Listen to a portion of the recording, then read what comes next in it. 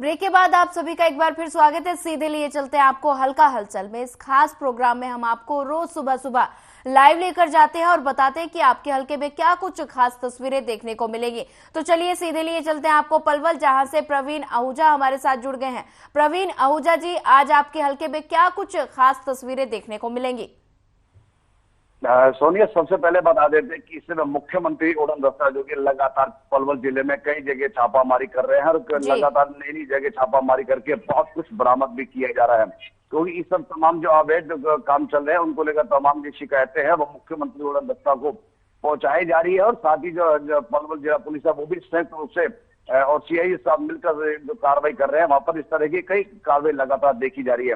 वहीं बीती शाम को नशा मुक्ति केंद्र चला रहे जो है सेंट्रो पर कल मुख्यमंत्री उड़न दस्ता की ओर से पूरी टीम ने वहां पहुंचकर रेड मारी और रेड मारने के बाद वहां देखा कि ना तो वहां पर कोई डॉक्टर मौजूद है, ना ही वहां पर जो सरकार के नियम है, ना ही कोई नियम तय किए हुए थे, ना ही कोई सरकार से परमिशन ले रखी है कि उसको चलाने के लिए कोई सरकार से अनुमति भी नहीं ले रखी है। तो तमाम चीजों लेकर जब इसकी शिकायत वहां पर पहुंची तो मुख्यमंत्री उड़न दस्ता और साथ ही जो जिला पुलिस है संयुक्त रूप से वहां पर कार्रवाई करी है। वहां पर देखा कि 51 लोग वहां पर मौजूद थे जिनको नशा छुड़ाने के लिए जो वहां पर रखा गया था। और सबसे बड़ी हैरानी की बात है कि नशा छुड़ाने के नाम पर यहाँ पर एक हर महीने जो कहते हैं कि मोटी कमाई भी इन सेंटरों में की जा रही है। जो ये तमाम शिकायतें मुख्यमंत्री उड़न दस्ता को जब पहुंचाएगी तो मुख्यमंत्री उड़न दस्ता की टीम ने पर छापा मारा तो तमाम अनियमितताएं पाई गई है। सबसे हैरानी की बात है, ना तो इनके पास सरकार की ओर से कोई उसको चलाने के लिए कोई अनुमति है, ना ही इनको सरकार को इस बारे में जानकारी है, जिसको लेकर बड़ी हैरानी की बात है कि यहाँ पर इस तरह से नशा मुक्ति केंद्र जो कि पलवल जिले में चलाए जा रहे हैं, जो कि बहुत बड़ा चिंता का विषय बन गया। वहीं जिला पुलिस और सीआई टीम के संयुक्त प्रयास से 44 किलो गांजा बरामद किया। सबसे बड़ी बात है कि पलवल के न्यू कॉलोनी पोस्ट एरिया के 2 मकानों में अलग अलग स्थानों पर ये लगभग 44 किलो जो गांजा बरामद किया गया। बहुत बड़ा चिंता का विषय है कि पलवल जिले में इतना ज्यादा नशे का व्यापार हो रहा है, क्योंकि चिंता का विषय बन चुका है, जिसको लेकर जिला पुलिस ने बहुत बड़ी कामयाबी भी हासिल की है कि उनको जब सूचना मिली कि यहाँ पर इस तरह से गांजा पत्ती जो है नशा बेचा जा रहा है, तो संयुक्त रूप से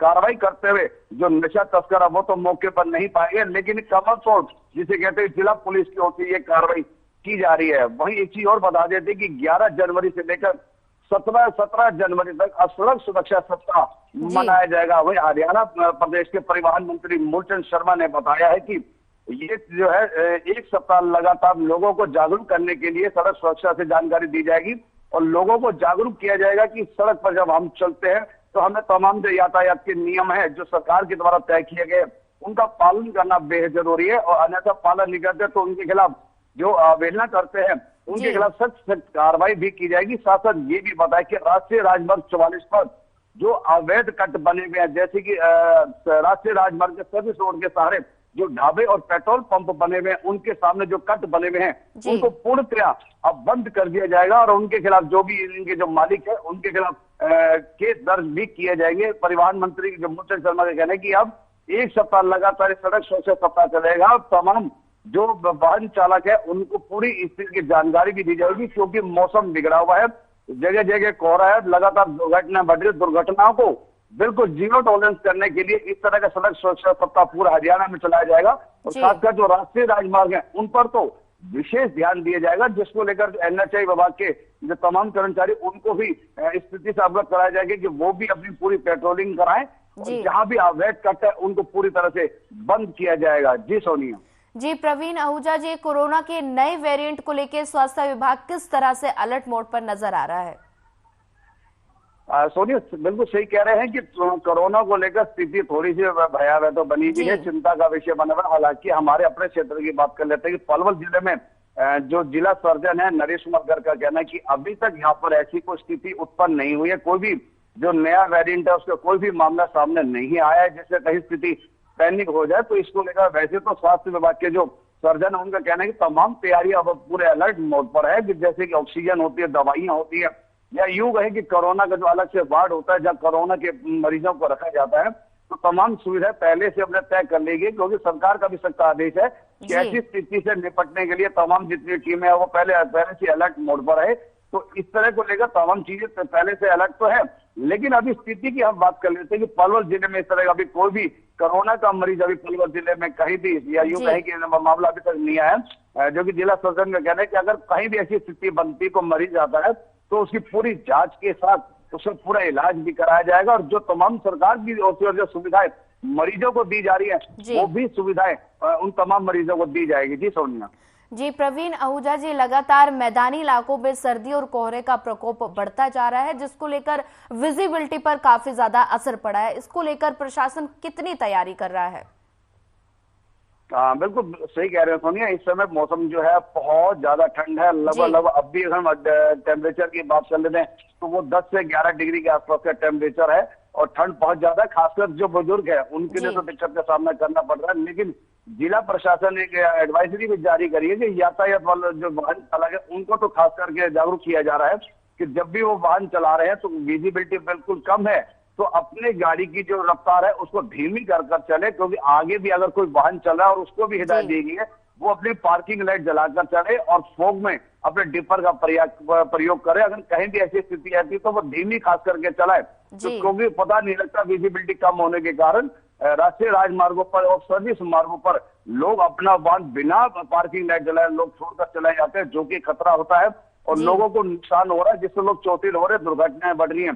तो इसके लिए प्रशासन की ओर से समय समय पर खासकर एक सप्ताह चलाया जाता है लोगों को जागरूक करने का। लोगों को बताया जा रहा है कि ऐसे विजिबिलिटी कम मौसम में आप अपने वाहनों को खासकर धीरे चलाए और जो पार्किंग लाइट उसका तो जरूर प्रयोग करें और वाहनों को जो है राष्ट्रीय राजमार्ग और जो सर्विस मार्ग है वहां पर खड़ा ना करे। तो इस तरह की सुरक्षा जो है जो सरकार प्रशासन है, जिला पुलिस प्रशासन वो लोगों को कहीं ना कहीं जागरूक करता दिखाई दे रहा है। जी प्रवीण आहूजा जी, सियासी गलियारे में क्या कुछ खास तस्वीरें आपके जिले में देखने को मिलेंगी? राजनीति की लेकर बात कर लेते हैं कि इस समय तमाम जितनी पार्टियां हैं वो सब मिलकर इस समय मैदान में आ चुकी हैं। लोगों से सीधा संवाद साधने की बात चल रही है, किसी न किसी तरीके से लोगों को लुभावने की बातें की जा रही है। कल की बता देते कि कल ही हरियाणा प्रदेश के पूर्व मुख्यमंत्री भी इस समय कल प्रेस वार्ता के दौरान बता रहे थे कि अब तमाम जितने भी कार्यकर्ता हैं उनको एक होना पड़ेगा क्योंकि समय आ गया चुनाव का, क्योंकि कम ही समय रह गया है और ऐसे चुनावी समय को नजदीक देखते हुए तमाम जो कार्यकर्ता हैं अन्य पार्टियां की, जैसे कि भाजपा पार्टी के, आम पार्टी के, इनेलो पार्टी के, जेजेपी पार्टी के तमाम कार्यकर्ता कहीं ना कहीं अक्सर बाजारों में या मुख्य चौराहों पर या कहीं ना कहीं संस्थानों में या अस्पतालों में, धार्मिक संस्थानों में अक्सर देखे जाते हैं, हाथ जोड़ के मिलते हैं, लोगों से बातचीत कर रहे हैं कि अपने जिसे कहते हैं कि खींचने का प्रयास कर रहे हैं, अपनी अपनी सरकार की कवायद बताई जा रही है।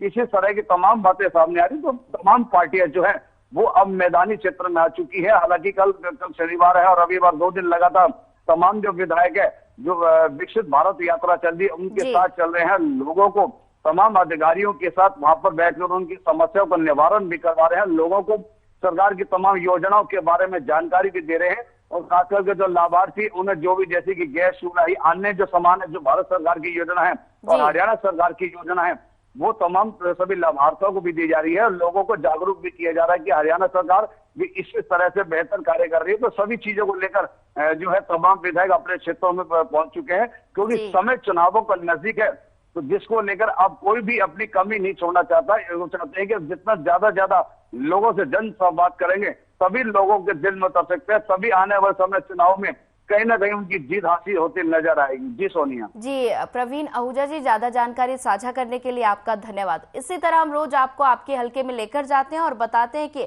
आपके हलके में क्या कुछ खास अपडेट आज देखने को मिलेगा। फिलहाल इस बुलेटिन में इतना ही। ज्यादा खबरों के लिए बने रहिए हमारे साथ। नमस्कार।